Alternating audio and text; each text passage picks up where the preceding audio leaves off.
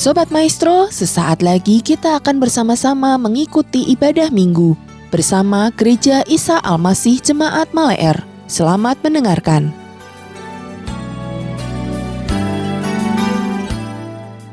Shalom Bapak Ibu, saudara-saudara yang dikasihi Tuhan. Kembali kita bersama-sama diberi kesempatan untuk beribadah di hari Sabat ini. Sebelum kita mendengarkan firman Tuhan, mari kita akan berdoa terlebih dahulu. Terima kasih Bapa di surga untuk kesempatan yang masih Tuhan berikan kepada kami. Kami boleh beribadah, kami boleh mendengarkan firman-Mu.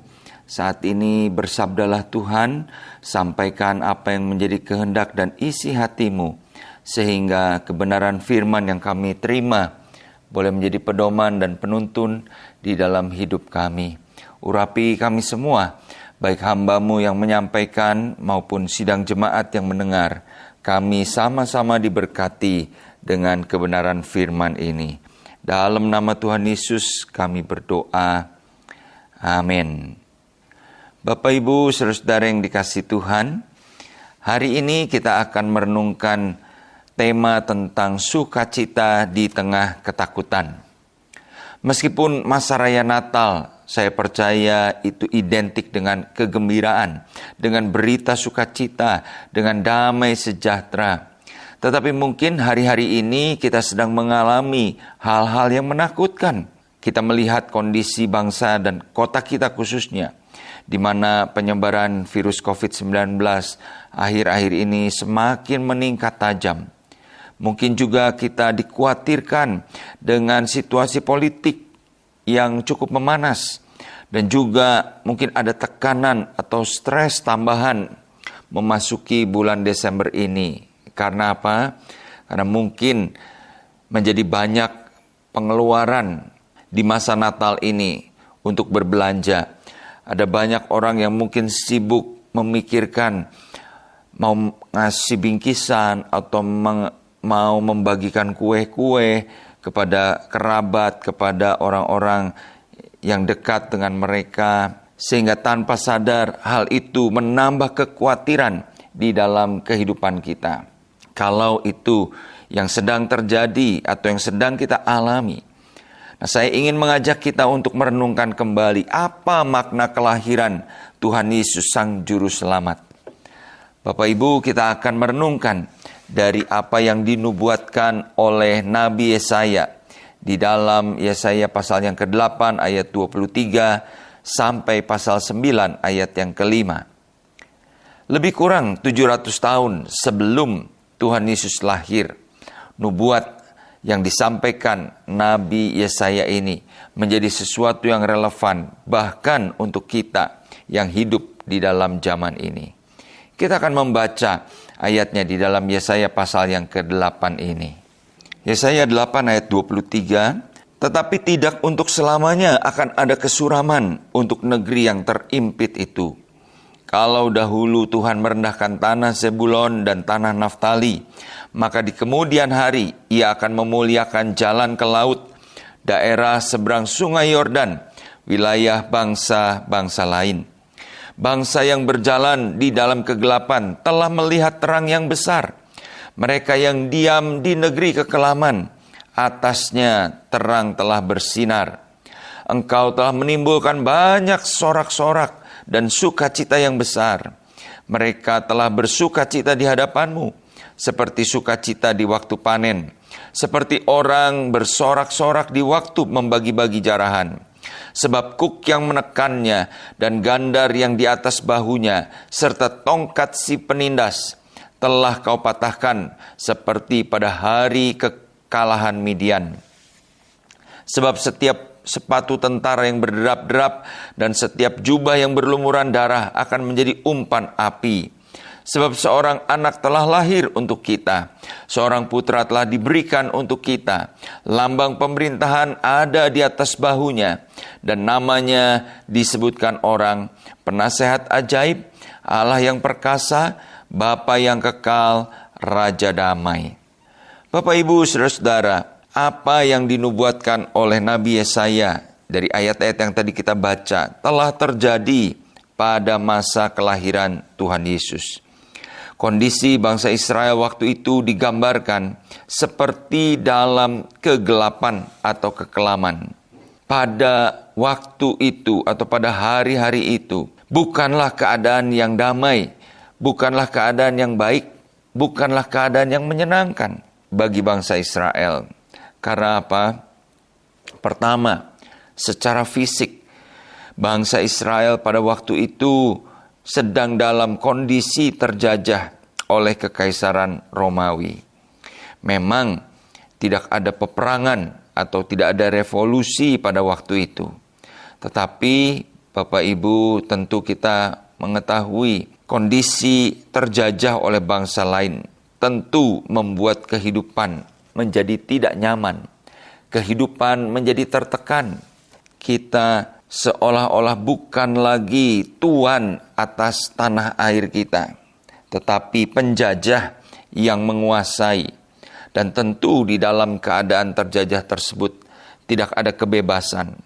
Bahkan di Israel pada waktu itu ada pajak yang begitu mencekik leher bagi orang-orang Israel pada waktu itu. Itu yang terjadi secara fisik. Tetapi juga bukan hanya mereka terjajah secara fisik. Secara rohani mereka juga sedang mengalami masa yang kelam. Karena apa? Karena pada waktu itu sudah lebih kurang 400 tahun. Tidak ada lagi pewahyuan bagi bangsa Israel. Tidak ada lagi nabi-nabi yang memperingatkan mereka tentang teguran, tentang kabar baik yang diberikan oleh hamba-hamba Tuhan. Tetapi Bapak Ibu, seperti apa yang dinubuatkan oleh Yesaya, bahwa tidak selamanya kesuraman itu menghimpit mereka. Bangsa Israel yang pada saat itu sedang berjalan di dalam kegelapan akan melihat terang yang besar. Bapak Ibu, saudara-saudara, mungkin saat ini kita sedang berada di dalam situasi yang mirip dengan bangsa Israel pada waktu itu. Mungkin ada di antara kita secara jasmani mengalami masa-masa yang sulit. Perekonomian atau bisnis kita sedang ada di dalam masa-masa yang kelam. Mungkin ada di antara kita hari-hari ini rumah tangga kita sedang bermasalah. Bahkan mungkin kita juga takut, khawatir oleh berbagai macam teror yang bisa terjadi di dalam kehidupan ini. Mungkin juga di antara kita hari-hari ini sedang mengalami secara rohani kekeringan spiritual. Nah, dalam keadaan seperti itu, apakah kita menjadi takut, menjadi khawatir? Dalam keadaan seperti itu, kepada siapakah kita akan berharap? Nah, dari ayat yang tadi kita baca di dalam Yesaya 9 ayat 2-4. Nabi Yesaya berbicara tentang sukacita yang diberikan oleh Allah bagi bangsa yang tinggal di dalam kegelapan itu. Bahwa betapa besar kegirangan yang Tuhan sediakan bagi orang-orang yang tertindas. Karena apa? Dalam Yesaya 9 ayat yang kelima bagian A dikatakan, karena seorang anak telah lahir untuk kita. Bapak Ibu, inilah nubuatan yang dikatakan tentang kelahiran Tuhan Yesus atau masa Natal yang kita peringati di bulan ini. Seorang anak telah lahir untuk kita. Pertanyaannya adalah kenapa kelahiran seorang bayi sedemikian penting? Jawabannya adalah karena dia lahir untuk menjadi juru selamat kita. Allah telah memberikan putranya bagi kita. Dan itu adalah suatu anugerah yang agung yang tidak terkatakan bagi umat manusia. Itu adalah sebuah berita luar biasa di mana kelahiran bayi Yesus itu memberikan dampak yang signifikan kepada setiap orang yang mau percaya kepadanya. Dan Bapak Ibu, hal itu nampak dari sebutan atau julukan yang diberikan kepada bayi Yesus itu. Di dalam ayat yang kelima kita akan melihat apa saja yang menjadi julukan yang diberikan kepada Tuhan Yesus. Di situ yang pertama dikatakan Dia adalah penasehat ajaib. Bapak Ibu yang dikasihi Tuhan, Tuhan Yesus dikatakan Dia sebagai penasehat yang ajaib, yang sanggup untuk memberi tuntunan, yang memberi hikmat di dalam menghadapi berbagai persoalan kehidupan ini. Ini berbicara tentang bukan hanya hikmat dan tuntunan untuk menghadapi persoalan kehidupan kita sehari-hari, tetapi juga ini berbicara tentang hikmat dan tuntunan untuk kita boleh memahami rencana keselamatan Allah bagi umat manusia, termasuk bagi kehidupan kita sendiri. Bapak, Ibu, saudara-saudara, mungkin hari-hari ini kita begitu bingung, begitu putus asa dan tidak tahu harus berbuat apa dalam menyikapi keadaan sekarang ini. Tetapi kalau kita memiliki Yesus di dalam kehidupan kita, Dia akan menjadi penasehat yang ajaib bagi kita. Kalau kita mengandalkan Tuhan di dalam kehidupan kita, maka Dia akan memberikan kepada kita arahan-arahan apa yang harus kita lakukan, apa yang harus kita putuskan. Dan Bapak Ibu, bukankah hal ini suatu berkat yang luar biasa yang Tuhan janjikan buat kita? Yang kedua, dikatakan Dia adalah Allah yang perkasa. Bapak Ibu, di dalam diri Tuhan Yesus berdiam secara jasmani seluruh kepenuhan Allah yang mulia, sehingga kita yang percaya kepadanya juga mengalami otoritas dan kuasanya. Tuhan Yesus bukan hanya dapat memberi nasihat, bukan hanya dapat memberi arahan, tetapi juga Dia mampu untuk menolong di dalam setiap persoalan kita. Dia mampu untuk bertindak, untuk menyelesaikan segala hal yang kita hadapi. Karena apa? Karena Dia adalah Allah yang perkasa. Bapak, Ibu, saudara-saudara, di dalam pergumulan hidup ini seringkali kita mengandalkan manusia. Seringkali kita mendengar saran dan masukan dari manusia yang mungkin masukannya baik. Nasihatnya masuk akal. Nasihatnya sesuatu yang logis. Tetapi ada banyak orang ketika kita andalkan Dia, dapat memberi saran, dapat memberi masukan, tetapi tidak dapat menolong kita secara nyata. Tidak dapat memberikan solusi yang kita butuhkan. Hal ini sesuatu yang berbeda dengan Tuhan Yesus. Dia berkata, Dia bukan hanya memberi nasihat sebagai penasehat ajaib, tetapi Dia juga adalah Allah yang perkasa. Dia sanggup menolong kita secara nyata. Amin.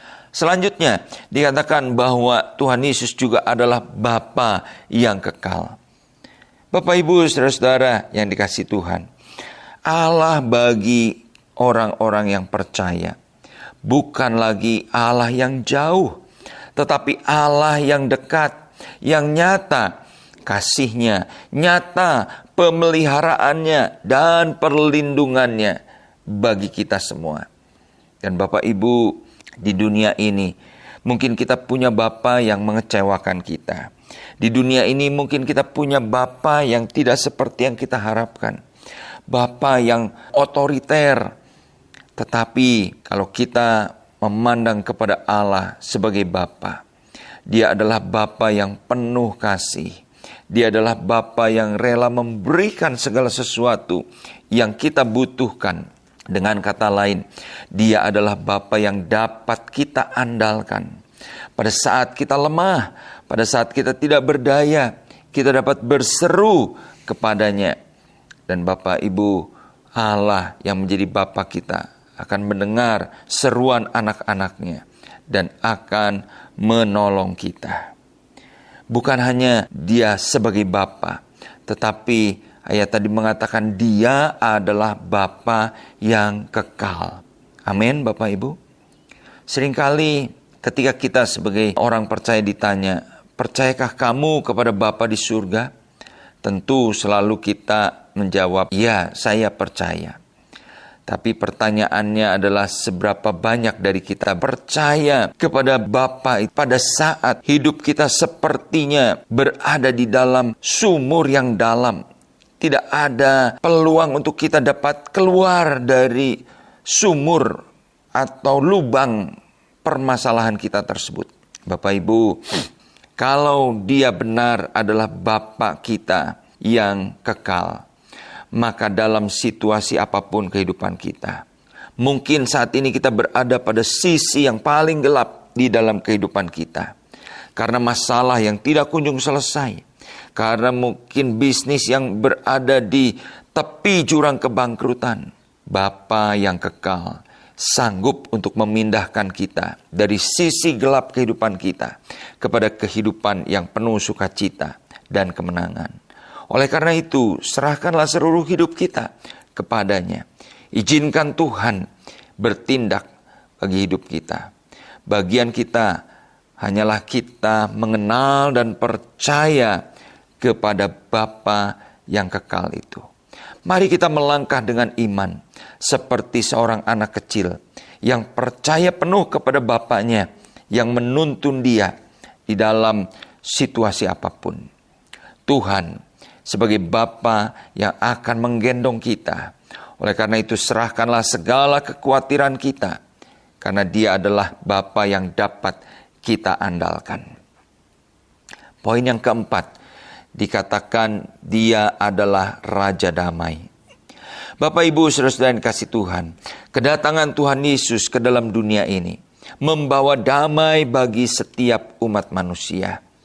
Damai yang Dia bawa, yang Dia berikan ini bukan hanya bicara tentang damai dengan sesama, tetapi juga damai yang Tuhan berikan itu adalah damai di dalam hati kita. Di tengah-tengah situasi pergumulan, keadaan yang tidak menentu, kita tahu kita dapat tetap damai karena ada Tuhan yang beserta dengan kita. Terlebih damai yang Tuhan Yesus bawa di dalam kehidupan kita adalah diperdamaikan dengan Allah. Bapak, Ibu, saudara-saudara, oleh karena itu di masa Natal ini, biarlah kita bukan hanya mengejar hadiah, mengejar makan-makan, pesta pora, atau berkat-berkat jasmani semata-mata. Tetapi terlebih biarlah kita boleh mengejar damai yang Tuhan Yesus berikan. Damai dengan Allah, damai di dalam hati, damai dengan sesama, yang akan menjadikan hidup kita utuh. Nah Bapak Ibu saudara-saudara, itulah keempat julukan atau sebutan yang diberikan kepada Tuhan Yesus. Bayi yang lahir, anak yang lahir ini di masa Natal. Sehingga itu akan memberikan sukacita yang sejati di dalam kehidupan kita. Meskipun situasi di sekeliling kita begitu menakutkan. Biarlah firman Tuhan ini boleh mendorong kita untuk memiliki Tuhan Yesus, bayi yang lahir itu di dalam kehidupan kita, menjadi Tuhan dan Juru Selamat kita. Amin. Mari kita berdoa. Tuhan Yesus, terima kasih buat kebenaran firman yang boleh kami renungkan pada siang hari ini. Hamba berdoa Tuhan, biarlah setiap kami bukan hanya tahu bahwa Engkau yang lahir lebih kurang 2000 tahun yang lalu itu adalah Bapa yang kekal, adalah penasehat yang ajaib, adalah Allah yang perkasa, adalah Raja Damai. Tetapi kami sungguh-sungguh boleh mengalami Engkau di dalam kehidupan kami. Sebagai penasehat yang menuntun dan mengarahkan kami. Sebagai Allah yang perkasa yang menolong kami dengan cara yang ajaib. Sebagai Bapa yang kekal, yang mendampingi kami setiap saat di dalam kehidupan kami. Dan sebagai Raja yang memberikan damai di dalam kehidupan kami semua. Hamba berdoa berkati setiap sidang jemaat-Mu yang mendengarkan kebenaran firman Tuhan ini. Di dalam nama Tuhan Yesus kami berdoa dan mengucap syukur. Amin. Demikian Bapak Ibu Saudara ibadah kita hari ini. Kami tetap mengundang sidang jemaat untuk dapat mengikuti ibadah online, baik melalui Radio Maestro 92,5 FM setiap hari Minggu pukul 12:15 atau melalui channel GIA Maleer di youtube.com setiap hari Minggu pukul 9.30. Bagi sidang jemaat yang membutuhkan dukungan doa, dapat mengirimkan beban doa melalui SMS atau WA di nomor 0821 1965 9019. Happy Sunday and God bless you. Sobat Maestro, Anda baru saja mendengarkan ibadah minggu bersama Gereja Isa Almasih Jemaat Maleer. Terima kasih atas kebersamaan Anda. Selamat hari Minggu dan Tuhan memberkati.